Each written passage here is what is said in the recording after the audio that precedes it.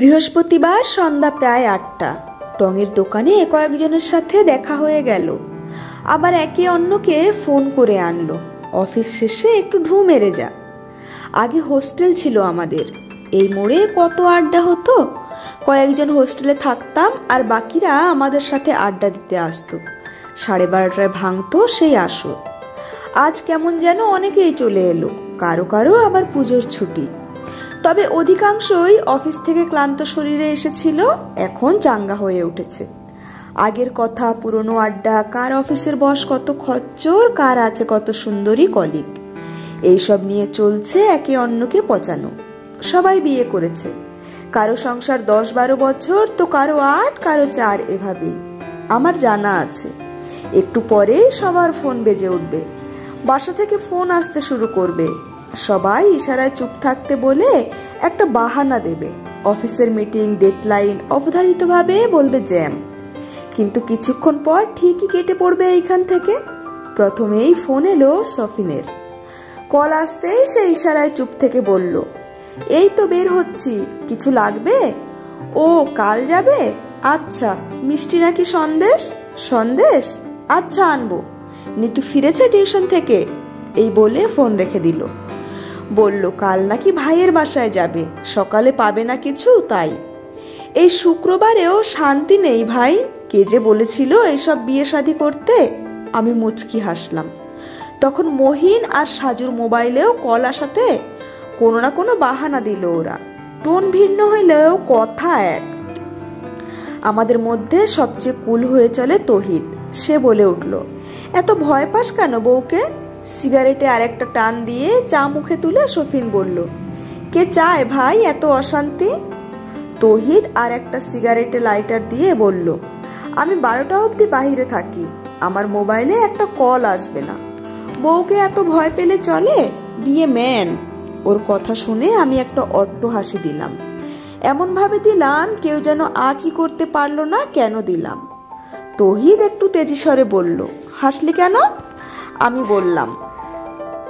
বললাম তোর বিয়ে হয়েছে কয় বছর হয়েছে? 5.5 বছর। আর সফিনের বিয়ের বয়স 8 বছর, মহিনের 6 বছর, সাজুর 4 বছর, আমার 12 বছর। তো কি, ওরা এত বছর পরও যেটা ধরে রেখেছে, তুই সেটা অনেক আগেই হারিয়ে ফেলেছিস। কি? অন্যরাও একটু উৎসুক হয়ে তাকালো, প্রায় একসাথেই জিজ্ঞেস করলো, কি? আমি বললাম, তুই আগে বল, তোর ওয়াইফ মাইশা কি প্রথম থেকেই এমন ছিল যে তোকে কল দিত না? তহিদ আবারও হাফছাড়া ভাব নিয়ে বলল, না দিত, আমি রেসপন্স করতাম না, পাত্তা দিতাম না, তাই এখন আর দেয় না। বউকে বেশি পাত্তা দিলে বেশি মাথায় উঠে বসে, এখন সোজা হয়ে গিয়েছে। এইটা তোর ফুল ধারণা। ও সোজা হয়নি, তোকে ওর লাইফ থেকে আস্তে আস্তে সরিয়ে ফেলছে। যেটা তুই তোর জয় বলে মনে করছিস, এটা আসলে তোর হার। আমি জানি না তোদের সম্পর্ক এখনো কতটা ঠিক আছে, তবে সরি টু সে যা আছে বেশি দিন টিকাতে পারবি না। আমি লেকচার দিচ্ছি এমন ভাব করে তহিদ আর একটা সিগারেট ধরায়। আমি আবার বললাম, আচ্ছা এখন যদি তোকে আমি বলি আমার পাশের বাসায় ভাইয়ার দুলা ভাইয়ের বোন হার্ট অ্যাটাক করেছে? তহিদ হাসি দিল, অন্যরাও দিল। আমার ফুফাতো ভাই হার্ট অ্যাটাক করলো। তহিদ আবার হাসি দিল। কেন বলছিস এইসব? কি বোঝাতে চাইছিস? আমি আমার বউকে ভালোবাসি না? না, তুই আগে আমার কথা শোন। এখন ধর জানলি আমি হার্ট অ্যাটাক করেছি। ধুর, কি সব বলছিস এইসব? মহিন বলে উঠল। ধর এরপর জানলি তোর মা হার্ট অ্যাটাক করেছে। তহিদ এবার রেগে গেল, বলল, বাড়াবাড়ি হচ্ছে ইমন। প্রথমে যার কথা বলেছি তার জন্য কোনো ফিলিং হয়নি, তারপর আমার ভাইয়ের কথা বলায় একটু, কারণ তুই ওকে জানিস। এরপর আমি, এতে তোর খারাপ লাগছে কারণ আমি তোর বন্ধু। এরপর মা, যত সম্পর্কটা আপন হচ্ছে তত খারাপ লাগা বাড়ছে। তেমনি তোর কাছে কেউ যত আপন হবে তার জন্য তোর চিন্তা, ভয়, টেনশন, ভালো লাগা, খারাপ লাগা কাজ করবে। তোর ওয়াইফ তোকে ফোন দিচ্ছে না কারণ তোর জায়গা ওর লাইফে ধীরে ধীরে কমে যাচ্ছে, তোর প্রতি সে আগ্রহ হারাচ্ছে। একদিন এটা শূন্য হয়ে যাবে, সেদিন দেখবি কোনো চেষ্টাই আর জায়গায় হবে না তোর বউয়ের অভিমানে, ছেলে মেয়ের খুনসুটিতে। একদিন ওরা সবাই তোকে ছাড়া বাঁচতে শুরু করে দেবে। যেদিন তুই ওদের ধরতে যাবি দেখবি মরুভূমির বালিতে পড়ে আছিস, আশেপাশে কেউ নেই, একটা গাছ নেই ছায়া হতে, এক ফুটো পানি নেই ভালোবাসার তেষ্টা মেটাতে। বাকিরা সবাই চুপ করে আছে। আমি এইবার মাথা নিচু করে বললাম, এইসব বলছিস বলে ভাবিস না আমি খুব পারফেক্ট। আসলে আমি তোর মতোই ছিলাম। সবাই তো জানিস জুই আর আমি প্রেম করে বিয়ে করেছি। আমাদের প্রথম 2-3 বছর ভালোই ছিল। তারপর প্রথমে আমার মেয়েটা হওয়ার পর, তারপর বছর না যেতেই আমার ছেলেটা হওয়াতে জুই আর আমার মাঝে ধীরে ধীরে দূরত্ব বাড়ে। আগে 7টার মধ্যে আমি বাসায় যেতাম, কিন্তু ধীরে ধীরে আমার এই বাসায় যাওয়ার টাইমটা বাড়তে থাকে। কখনো 8টা, কখনো 9টা, কখনো 10টা। 7টার পর থেকে জুই কল দিত, বাসায় কখন যাচ্ছি। বাসায় যাওয়ার পর তুমুল ঝগড়া লাগতো। এতক্ষণ কেন, নাস্তা বানিয়ে রেখেছিলাম নষ্ট হলো। সারাদিন বাচ্চাকে একা সামলাই, একটু যে গোসল করব সেই সময়ও পাই না, রান্না হয় না। প্রথম প্রথম চুপ থাকলে আস্তে আস্তে আমিও চিৎকার চেঁচামেচি করতাম। তারপর ও চুপ হয়ে যেত। আস্তে আস্তে ওর চিৎকার চেঁচামেচি কমতে থাকে আমার ফোনে কল আসা। আমিও বিভিন্ন সংগঠন, প্রোগ্রাম, বন্ধুদের সাথে আড্ডা সব মিলিয়ে দেরিতে বাসায় ঢোকাই অভ্যাস বানিয়ে ফেললাম। অনেক সময় 11টায় বাসায় ঢুকে জাস্ট খাবার খেয়ে শুয়ে পড়তাম। দরজা খুলে জুই শুধু একবার চোখের দিকে তাকিয়ে একটা দীর্ঘশ্বাস ফেলতো। আমি সত্যিই বুঝতাম না সে দীর্ঘশ্বাসের গভীরতা। হঠাৎ একদিন অফিসে বসে আমার তীব্র মাথা ব্যথা আর প্রচন্ড বমি হয়। আমি অফিসের কেবিনেই কাতরাচ্ছি, তীব্র জ্বর, কখন বেঘুরে ঘুমিয়ে পড়েছি জানি না। ঘুম যখন ভাঙলো তখন দেখি রাত 9টা। আঁতকে উঠলে বসলাম।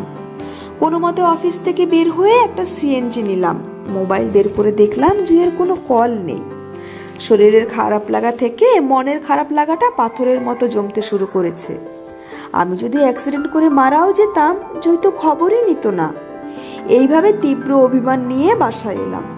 বেল বাজাতেই জুই হাসি হাসি মুখ করে বাসা থেকে দরজা খুলে দিল। একবার আমার দিকে ফিরেও তাকালো না। যতগুলো অভিযোগ অভিমান নিয়ে আমি এসেছিলাম সব যেন এক মুহূর্তে কেউ পায়ে মারিয়ে দিল। বাসায় গেস্ট এসেছে আমার বোনেরা, জুই আর বাচ্চারা ওদের নিয়ে ব্যস্ত। আমি কোনো মতে চেয়ার টেনে বসলাম। প্রথমবারের মতো খেয়াল করলাম আমি ঘরে ফেরাতে কারো কোনো উচ্ছ্বাস নেই। বাচ্চারা কেউ দৌড়ে আসছে না। জুই এসে একবার জিজ্ঞেসও করলো না কিছু, কিন্তু ও তো কোনো দিনও করে না। আমি আস্তে আস্তে উঠে রুমে গিয়ে শুয়ে পড়লাম। ভীষণ ইচ্ছে হচ্ছিল জুই এসে আমার পাশে বসুক, বাচ্চারা এসে বুকের উপর উঠে জিজ্ঞেস করুক কেমন লাগছে। জুই আর অন্য সবার হাসির শব্দ শোনা যাচ্ছে। ভীষণ দুর্বল লাগছে, প্রচন্ড খিদে লেগেছে।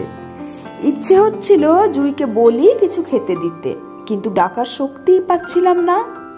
অনেকক্ষণ পর কথা বলতে বলতে জুই এসে আলমারির দরজা খুলে একটা শাড়ি বের করে নিয়ে যাচ্ছিল। আমি ডাক দিলাম, জুই। জুই বিরক্তি নিয়ে দাঁড়িয়ে বলল, কি হয়েছে? ফ্রেশ না হয়ে খাটে শুয়ে পড়েছ কেন? আমার শরীর খারাপ লাগছে, অফিসে বমি হয়েছে। জুই বলল, ফ্রেশ হয়ে ওষুধ খেয়ে নাও। এই বলে শাড়িটা নিয়ে বের হয়ে গেল। আমি উঠে কোনো মতে ফ্রেশ হলাম। সবার খাওয়া দাওয়ার পর্ব হচ্ছে। আমাকে ডাকতে এলো ভাগ্নি। অল্প খেয়ে দিয়ে যখন রুমে এলাম, জুই এলো অনেকক্ষণ পর সব গুছিয়ে। জুই ড্রেসিং টেবিলের সামনে বসে মাথার চুল আঁচড়ে বাঁধছিল। ছেলে খাটে শুয়ে পড়েছিল। আমি আবারও তীব্র অভিমানে সুরে জুইকে বললাম, আজ আমি এতক্ষণ অফিসে পড়েছিলাম, তুমি একটা ফোন দিয়েও দেখলে না? জুই ঘাড় বেঁকিয়ে অবাক সুরে বলল, তো আমি ফোন দিই কোন দিন?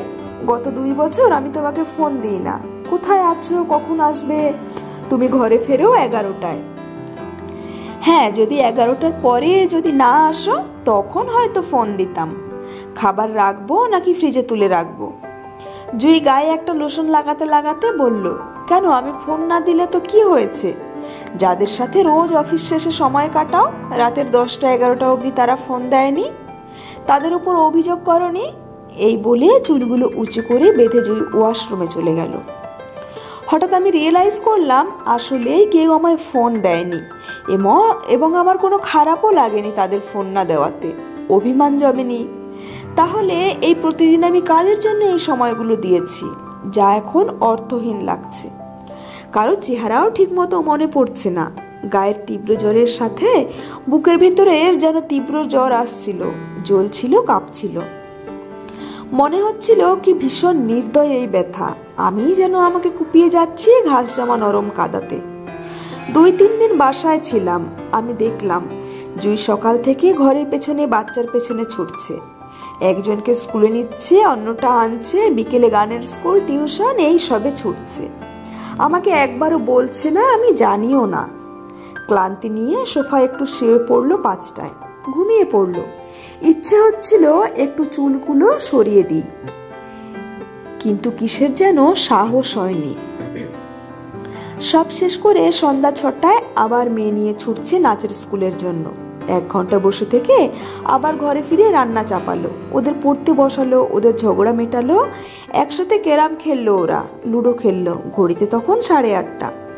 মনে হলো ঘরে কত কিছু হয়ে যাচ্ছে, কিন্তু রোজ আমি তখনও বাইরে আড্ডাতে, যাদের নামও আমি ঠিক মতো মনে করতে পারছি না।